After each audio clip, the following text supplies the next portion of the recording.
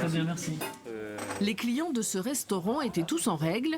S'ils ont un sentiment de sécurité grâce à ces contrôles, ils peuvent être surpris. Ça fait bizarre parce que c'est vrai qu'on nous contrôle toujours nos passes sanitaires, mais jamais on nous demande notre pièce d'identité ou de justifier. Ouais, donc c'est la première fois.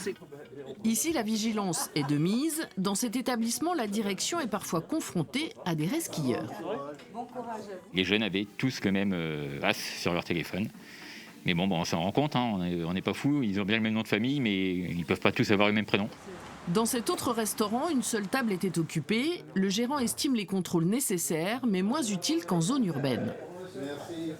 Je pense que c'est très bien. Je pense que ça jette un petit froid pendant les repas.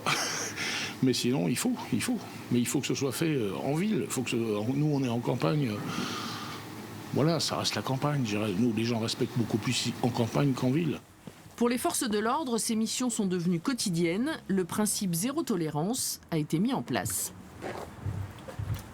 Il faut aller partout, il n'y a pas spécialement... D'abord, il faut dire que dans la Vienne, en tout cas, nous, on constate que les contrôles de passe sanitaire montrent que les gens jouent le jeu, que les passes sanitaires sont en route, que notre stratégie vaccinale fonctionne. Et pour s'assurer qu'il n'y ait pas de trou dans la raquette, il faut aller en ville, à la campagne, partout.